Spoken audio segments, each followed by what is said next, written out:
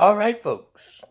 Here's my review of the JBL 530 speakers. But like I said, before I get into that, I want to give you a little bit of a history lesson. So go grab a snack, something to drink, because this is going to be a long video. Okay? Um, JBL stands for James Below Lansing. Okay?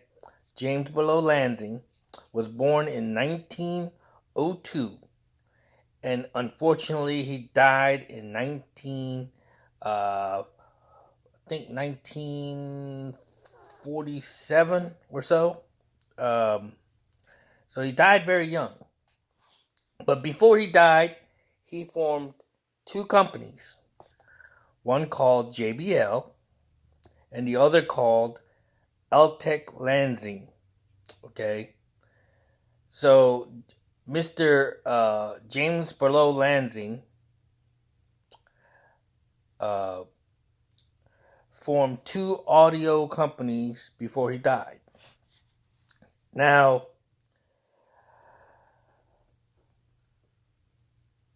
JBL is one of the largest audio manufacturing companies in the world, okay? Or at least it used to be, okay? Now if you go to Best Buy or any electronic stores, you may see that some of their products on the shelves in the form of this.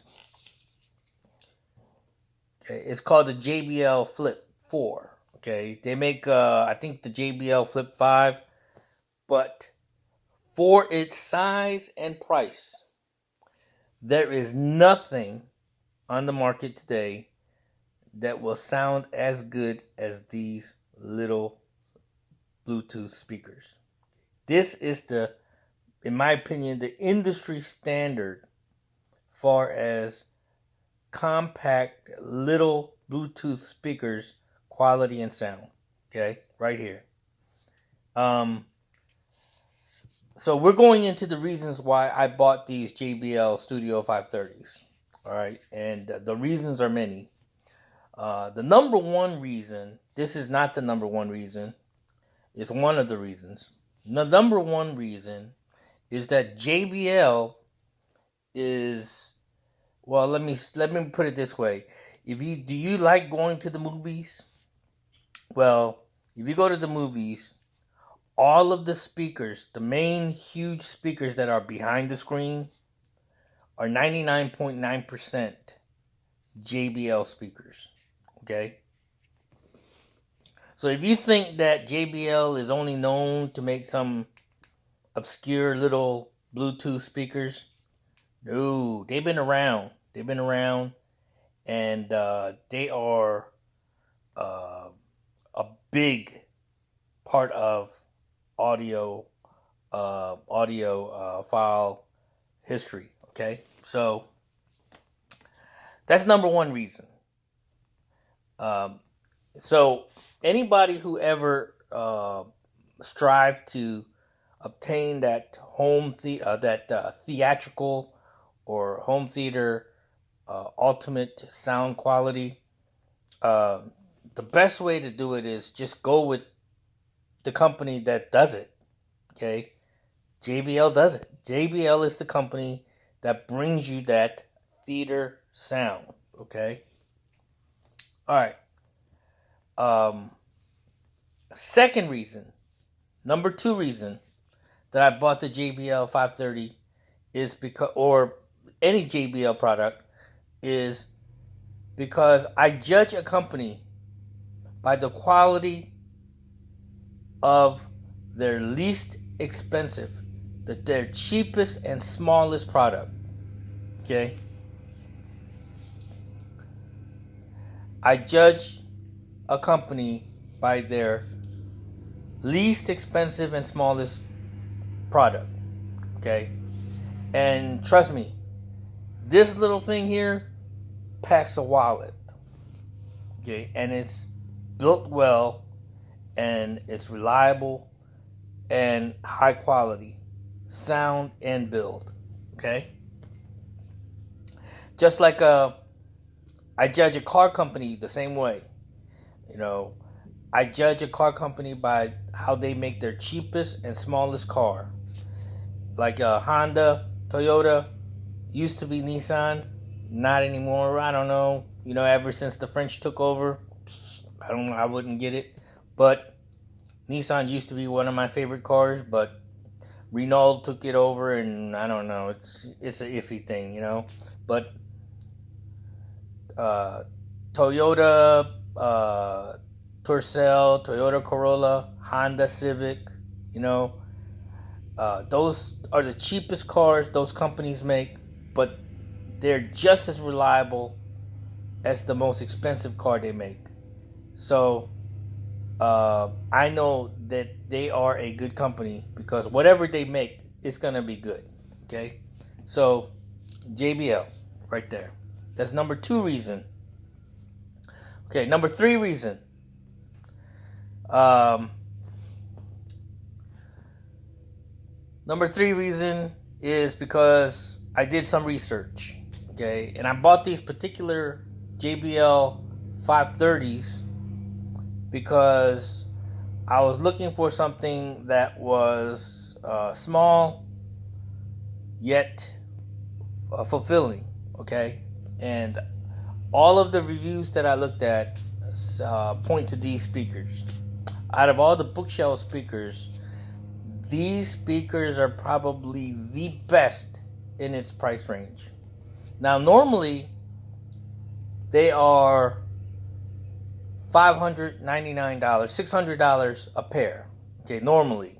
Okay, if you go on the JBL website, that's what they sell for, $600 a pair. Okay, occasionally JBL will put them on sale for half price. Occasionally, okay. But I found these pair here on Amazon for about $355 for the pair, which is a pretty good deal. You can find better deals. There has been reviews where reviewers have claimed that they bought them for about $280, $300 a pair. Okay, so you can find them very cheap. But normally they are $600 a pair. Okay, they have been around. This particular model has been around since 2011. Okay, 2011. Okay, but the way it's made in the model has never changed since its release. Okay, so that just goes to show you that in almost 10 years, these speakers have never been changed from the way it was made on its release date. So that goes to show you that they're pretty decent speakers. Okay, so they are 6 ohms, and I think like 125 watt speakers, but they sound bigger than that. Take my word for it. Okay, so anyway, so that was 3rd reason, the reviews, and of course the recommendations from people who know more about audio than I do. Okay, so here's the thing I don't like about what's going on with JBL. And JBL is now currently owned by Harman Kardon.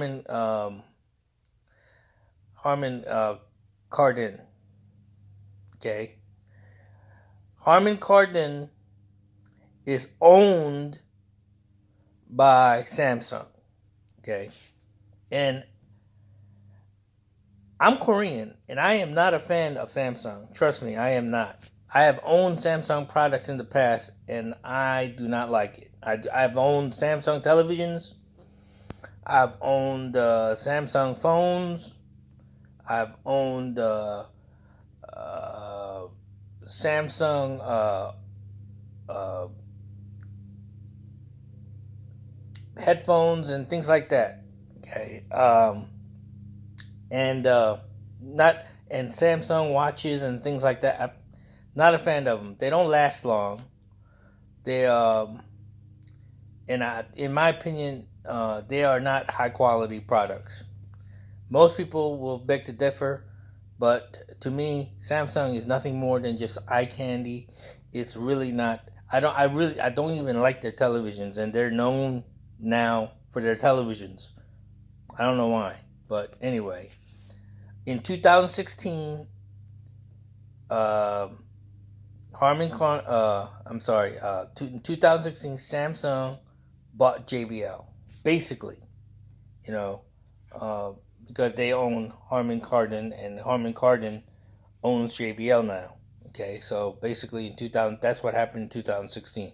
These speakers were made in 2011. Not these particular speakers, but these speakers. This model was conceptualized and released in 2011. So that's when JBL was still JBL. Okay, so also the Eltic Lansing, they also make stuff like this, but JBL is the way to go. JBL sounds a lot better. I do have Eltic Lansing PC speakers, desktop speakers, little ones that I bought at Walmart for $20, real cheap. The subwoofer that comes with the little speakers is about yay big, and for $20 speakers, they sound really good. And that was over 12 years ago. So, and it's still going pretty strong. So, their products is pretty decent too. But for sound quality, JBL. Okay. Now let's talk about these speakers right here. Okay. The Studio 530. I spent all day and all night listening to them. Okay. During the day, I listened to them pretty loud. At night, I had it all the way down to 60 decibels, 65 decibels. And as things got even more quieter during the night, I had to lower it down to about 70 decibels. Okay. So basically, I listened to them while loudly and quietly, just to see if I could pick up on subtle differences and details of these speakers. I first connected just these two speakers and listened to them. They sounded pretty good. Okay, for bookshelf speakers, I would rate them excellent. Their bass level is almost subwooferish. Okay, so in other words, with these bookshelf speakers in a moderate sized room, you don't need subwoofers. You really don't, unless you want your walls to shake. Okay, if you like that, if you like your walls to shake while you listen to music and feel the bass thump against your chest or vibrate your head while you listen to music, then go get a subwoofer. But far as in the punch and the thump and the boom, you're going to get them from these speakers. Okay, now it's not going to shake the walls. You're not going to feel it in your chest. Okay, but you're gonna, if a recording has bass, you're gonna have that detail come out from these speakers. Okay, just letting you know. So, sound quality. The definitions are there. Treble, the highs, mid-range, and lows. You're gonna hear definition. The better the recording, the better the sound, of course. The KLHs that I had before I replaced them with these JBLs, they were decent speakers for what they cost. They only were like $99 a pair. And they have like a 8-inch driver, which delivers a pretty decent bass, not a big bass like these, and these drivers here on the JBL only have a 5 1/4-inch driver and a barely 1-inch tweeter, two-way speaker. Okay, the KLHs are three-way speakers, and these JBLs are considerably better, of course. Okay, they are at least 3 or 4 times better than the KLHs, and they also cost about 3 times more too. So basically, you get what you pay for in this scenario. The critics and the reviewers have raved about these JBLs. All the way from the time it was released all the way to currently, you will find experts raving about these speakers. Okay, for bookshelf speakers, I agree. They're fantastic. They're nice. But they are not the full-size speakers, and you should not expect that type of performance. The reason I say that is because it does everything well, but it doesn't do everything perfectly. Okay, so these speakers are very good speakers, especially for the money that you pay. If you pay $5.99 for them, you would consider them like average in that price range. Okay, above average to good. Above average to good at that price. At $300, if you get them for $300, it's like you can't do better. You cannot do better. Okay, these are the speakers to get. If you only had, let's say, $400 in your pocket for shipping and handling and tax and all that, and you got these speakers here, these are the speakers to get. Okay, if that's all the money you had in your pocket. So, yes, these speakers are well worth their money. They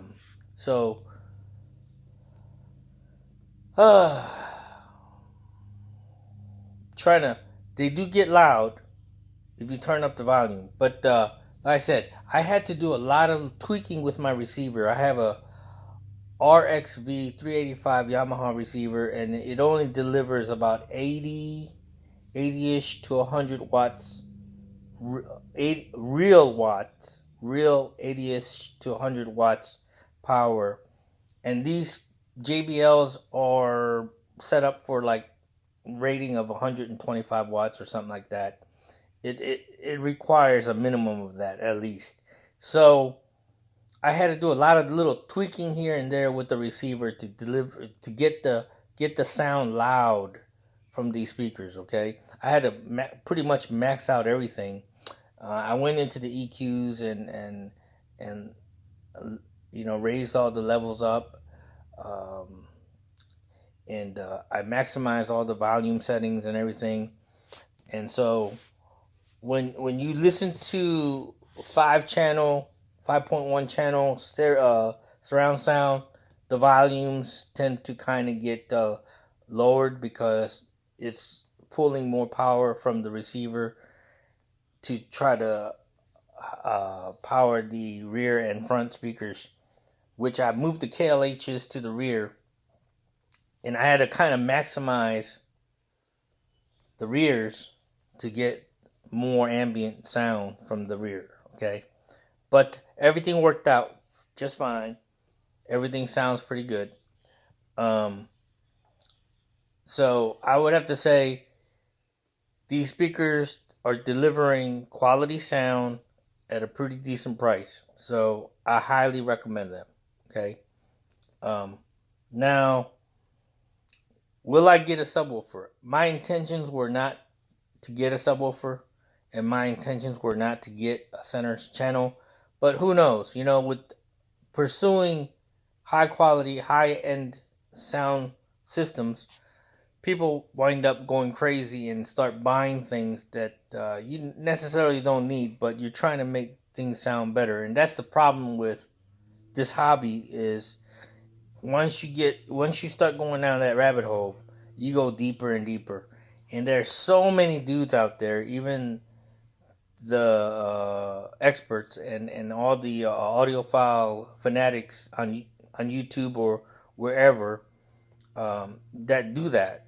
They just spend money left and right, buying speakers after speakers, and eventually you get to the point where you start to say, "Well, these speakers are not better; they're just different." Okay, when you get to that level, when you get to that point where you're telling people these speakers are not better than this speaker, but it's different. When you get to that point, you have reached that level where you're not going to hear anything better. You're not going to. Okay, even if you're going from like a $3,000 pair of speakers to $30,000 pair of speakers to $200,000 speakers, the only thing you're going to get out of spending that much more money is maybe you're going to be able to play those speakers in a concert hall and be able to blast everybody in that concert hall with those speakers. But other than that, the sound quality, you're not gonna find that much better. Okay, you'll wind up start saying it's different. You know, it's a little different. It's a different style. Okay, when you start saying that, you've pretty much reached to that point where you've heard it all, and you need to just stop spending money on so many damn systems. And a lot of these guys who make reviews are some of them are fortunate enough to get so many views and their channel gets so popular that they no longer need to spend money on speakers because the speakers companies send them the speakers to test and review. Okay, so once they get to that point, yeah, eventually they'll stop spending money on their own money buying these things to feed their addiction. Okay, because it's basically an addiction. It's like anything else. You start doing something you like, you do it more and more, and these things here, you know, like these JBL 530s. The reason I got these JBL 530 was because I really don't need anything bigger, but because this living room is not that big. But eventually I'm going to want something bigger because I want to hear more detail, more clarity, this and that. But that is going to probably make me go towards buying a new receiver, adding a amplifier, you know, because these JBLs right here, the 530s, I think they're underpowered right now. I probably need to get a new receiver with more wattage or add an amplifier to get more power delivered to these speakers. But as it sits right now, it sounds good. I just have to turn the volume up to hear it louder. So, anyway, very good speakers, very excellent speakers for the money. But I think I expected more. I guess, because some of the reviewers really raved about these speakers. I mean, they made it sound like they were the best speakers ever made. And to be honest, they are some of the best speakers I've ever heard. But I'm sure there are a lot of speakers out there that deliver a lot better sound. The JBL 530 are the bookshelf speaker versions of the 500 series. They do make the 570s, which are the mini towers, and then they make the 580s, and then the largest one that they make is the 590s, which are the behemoths, the big ones. Okay. And I'm sure those sound a lot better than these little bookshelf ones. But like I said, I wasn't looking to purchase those. I could have got the 570s. I was teeter-tottering on making that jump to 570s. But to be honest with you, I don't know. The way they raved about the 530s, these here, is what convinced me to get the 530s. I could have just spent a couple of hundred, just 200, maybe $200 more, and got the 570s, which has one more 5.25-inch driver, slightly about 2.5 times taller than these bookshelf speakers, and I'm sure they deliver more sound. But I also was thinking the fact that my receiver may not been able to power those, okay? Because these bookshelves here are very power hungry. The more power you give them, the happier they are, okay? So right now I'm right at that limit, that edge. So I wouldn't use any receiver with less power than what I have now. That's for sure. So if you have a home theater sound system, you should have at least a solid 100 to 140 to 160 watts, at least solid power to get what you want out of these bookshelf speakers. Okay, so unless you have a decent receiver, I would not start getting higher quality speakers that require more power, okay? Because you're not going to get good results, okay? Just like I said, you know, it's just, you know, if you get $3,000 pair of speakers and you try to play them through a receiver that only delivers about 40 to 60 to 80 watts, you're going to probably damage those speakers, okay?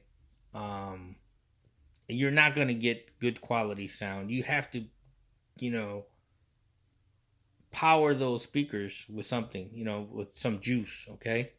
So, anyway. All right. So, that's all I can think to say. I know this video is super long. I'll probably be making more videos about these speakers as time progresses because, you know, the more I listen to things, my opinions may change. So I'll do some follow-up videos on it. Thanks for watching, guys.